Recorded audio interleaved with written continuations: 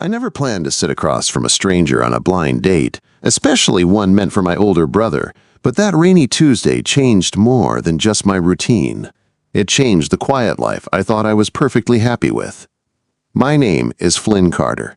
I am 25 years old, and I run a small bakery called Sweet Corner on the outskirts of Portland, Oregon. When I say run, I mean I do everything. I bake, I clean, I manage, and sometimes I feel like I live off flour and coffee alone.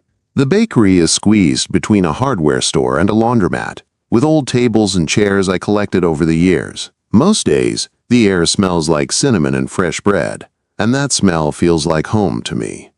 I live in the tiny apartment right above the shop. The floors creak, the walls are thin, and my kitchen is basically an extension of the bakery downstairs. My life is simple. I wake up at 4 in the morning, knead dough while the city sleeps, bake until sunrise, chat with regulars close by mid-afternoon, and crash early. No drama, no big dreams. Just steady days that feel safe. Romance was never part of the plan. I had a girlfriend once, a couple of years back. She said my early nights in flour-covered clothes made her feel like she came second. Maybe she was right. Since then, I stayed alone, and I was fine with that. Mostly. My mom was the only one who thought otherwise.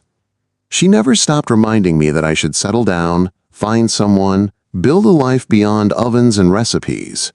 I always brushed it off, until she called me that afternoon. It was raining hard, the kind of rain that makes the whole city feel muted. I had just finished glazing croissants when my phone buzzed. It was my mom. Her voice sounded urgent. "Flynn, honey, I need a favor, a big one." That was never a good sign. She explained that my older brother Rowan had a blind date set up. Rowan was 30, a successful lawyer, everything my mom loved to brag about. But he had come down with the flu. Fever, chills, the whole thing. Canceling would make him look bad, and my mom was desperate to save face. She asked me to go in his place. Just sit there. Be polite. Explain he was sick. I groaned, stared at my flour-covered hands, and knew I was trapped. Saying no to my mom was never really an option, so I agreed. I threw on a wrinkled button-up shirt that still had a faint streak of flour on the sleeve. I grabbed a cheap bouquet of daisies from a corner store and headed downtown. The meeting spot was a small cafe near the waterfront. By the time I arrived, I was 15 minutes late. The bell above the door jingled softly as I stepped inside. The place smelled like espresso and warm pastries. Couples sat scattered around, lost in quiet conversations. Then I saw her. She sat alone at a corner table by the window, sipping from a white mug. Emma Bennett. She looked calm, composed, like she wasn't bothered by waiting. Her brown hair was pulled back in a loose ponytail, and her style was simple but confident. When she looked up, her eyes were sharp, observant, but there was something gentle behind them. I walked over, feeling like an idiot holding daisies meant for someone else. "Hi. Are you Emma?" I asked. She smiled politely. "Yes, you must be Rowan." Quote. I shook my head and rubbed the back of my neck. "Actually, no, I'm Flynn. His brother. Rowan's sick. The flu. Mom asked me to come explain so you wouldn't think he stood you up." I held out the flowers awkwardly. "These are for you. Sorry about all this."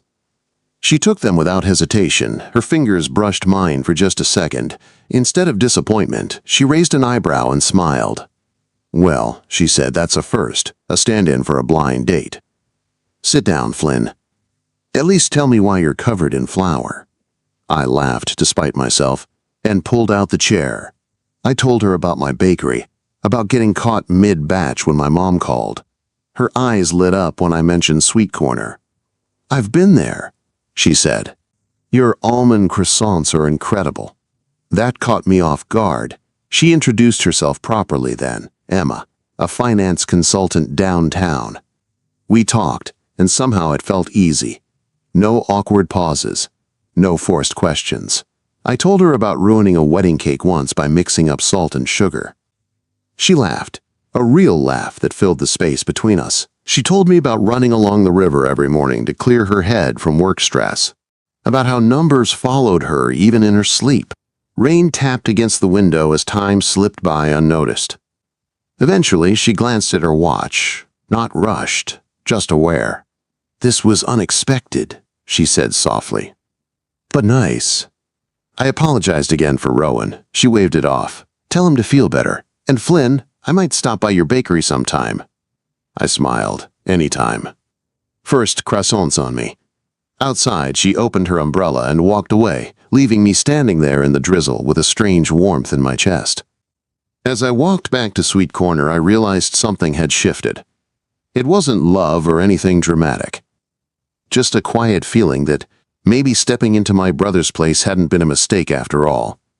The week after that rainy afternoon slipped by quietly. Almost too quietly. I told myself the meeting with Emma was just a strange detour in my routine, nothing more. Life at Sweet Corner stayed steady. Early mornings with the ovens humming, the familiar rhythm of kneading dough and lining trays, the bell over the door ringing for the same faces every day. I didn't think about Emma much at first. Or at least, that's what I told myself. Then, on a crisp Tuesday morning, just after sunrise, the bell above the bakery door chimed again. I looked up from behind the counter, my hands dusted with flour, and there she was. Emma stood just inside the doorway, a light jacket over her arm, her hair loose this time. Sunlight filtered in behind her, and for a second, the whole room felt warmer. "Morning, Flynn," she said like this was the most natural place in the world for her to be. I figured I'd take you up on that croissant offer. I blinked, then smiled before I could stop myself. "You're in luck." Almond croissants just came out of the oven. I slid one onto a plate and added a mug of coffee. She leaned against the counter, watching me move around the small space like she had known it forever. "Black coffee," she said. "No sugar." I raised an eyebrow. "Bold choice." She laughed softly. "I like things honest." Quote, she took a seat at the end of the counter, the spot where I usually kept my recipe notebook. It wasn't busy yet, and the quiet felt comfortable instead of awkward. We talked while I worked. About her job downtown. About how endless meetings drained her more than the numbers ever did. I compared it to baking on a bad day, when one wrong measurement ruined everything. She nodded, like she understood exactly what I meant. She took a bite of the croissant and closed her eyes for a second. "You didn't lie," she said. "This is really good." We talked for almost half an hour before she glanced at the time and stood. She bought a small box of pastries for her office and waved as she left. "See you around," she said casually, and she did. The next Tuesday, she showed up again. This time earlier. She ordered the same thing and asked if she could sit and work for a bit. Said my bakery had better energy than her usual spot downtown. Soon, Tuesdays became our thing. She'd come in with her laptop, barely touching it, asking questions about bread shapes or why some dough needed more time than others. One morning, she asked if she could see the kitchen in the back. I handed her an apron, and she laughed while tying it on. I showed her how to knead dough, her movements careful and unsure at first. Without thinking, I guided her hands. The contact was brief, but it stayed with me longer than it should have. She kept coming back. Not just Tuesdays anymore, sometimes Thursdays. Sometimes just to say hi. She learned the names of my regulars. She joked with them like she belonged there. I learned more about her too, how she ran every morning along the river to clear her head. How her downtown penthouse felt more like a hotel than a home. How success didn't always feel the way people promised it would. One day she came in looking tired, the spark in her eyes dimmer than usual. "Rough day?" I asked. She nodded. "Work stuff. Just heavy." I didn't push. Just told her she was always welcome to sit and breathe here for a while. She smiled like that meant more than she expected. That night, walking upstairs to my apartment, I realized I was looking forward to her visits more than anything else in my week. Then my brother Rowan showed up. He walked into the bakery in his sharp suit like he didn't quite belong. He mentioned the blind date, mentioned Emma. His tone made my chest tighten. "She's impressive," he said. "Successful, driven, not really bakery material." I laughed it off, but his words stuck with me longer than I wanted to admit. That same evening, my phone buzzed. "Emma, want to go out tonight?" she texted. "Nothing fancy. Food trucks by the river. My treat." I stared at the message for a long moment, then typed back, "Yes." That night felt different. Easy. Real. We laughed over bad pizza choices and shared ice cream like kids. We ended up back at the bakery after hours, sitting on the old couch in the back, talking deeper than we ever had. She opened up about work pressure, about feeling stuck in a life that looked perfect from the outside. I listened, really listened, without thinking. I took her hand and told her she didn't have to be strong all the time. She squeezed my hand back. When I walked her to her car near midnight, my heart was pounding in a way it hadn't in years. As she drove away, one thought stayed with me. This wasn't just a mistake anymore. And I wasn't sure where it was leading, but I knew I wanted to find out. After that night by the river, nothing between Emma and me was spoken out loud, but everything felt different. The air in the bakery changed when she walked in. The quiet moments stretched longer. The smiles lingered. It was like we both knew something was growing, but neither of us rushed to name it. She started coming by more often, not just Tuesdays anymore.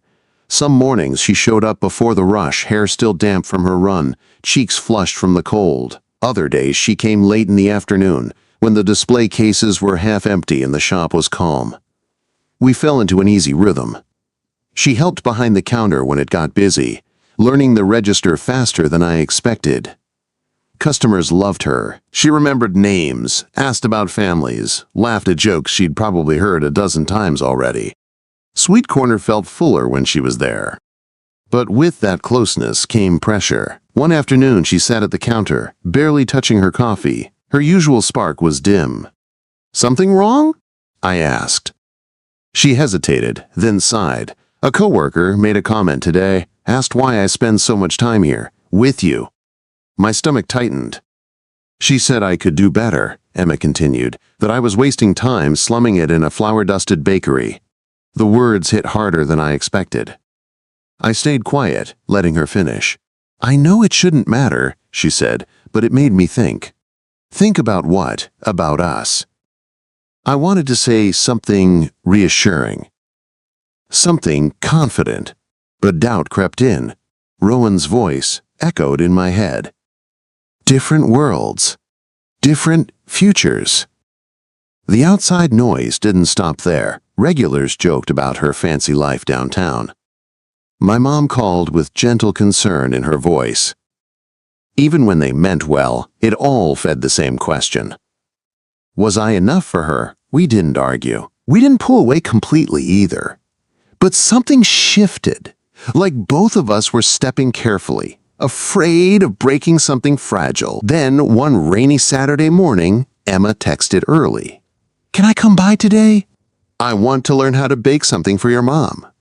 I stared at the message, surprised, then smiled. She showed up in leggings and a soft hoodie, carrying groceries.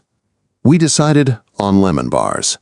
The kitchen filled with the smell of citrus and sugar as I walked her through the steps. She was terrible at first, cracked eggs too hard, spilled flour everywhere. We laughed as we cleaned up the mess together, kneeling on the floor, hands brushing. Then she went quiet. "Flynn," she said softly, "I've been thinking a lot."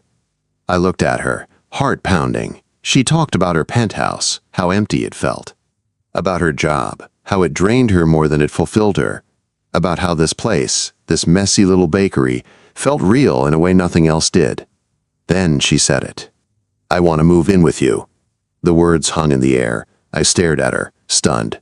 "Move in? Emma, are you sure? This isn't glamorous. It's early mornings, tight spaces, flour everywhere." She nodded without hesitation. "I know. That's why I want it." Fear rose in my chest. What if you regret it? I'm just a baker.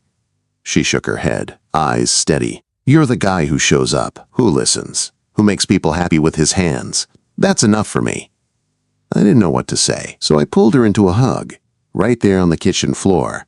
Lemon zest in the air, doubt melting into something warm and solid. That night I lay awake upstairs, staring at the ceiling, realizing my quiet, predictable life was about to change forever.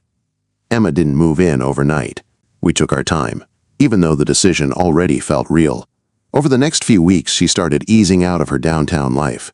She listed her penthouse, cut back her hours at work, showed up at the bakery more often. Not as a visitor anymore, but like someone who belonged there. The day she finally arrived with her boxes, she stood at the bottom of the stairs, smiling like she was nervous and excited all at once. "Ready for chaos?" she asked. I laughed and carried the first box upstairs. The apartment felt different almost immediately. Not bigger, just fuller. Her shoes sat beside mine by the door.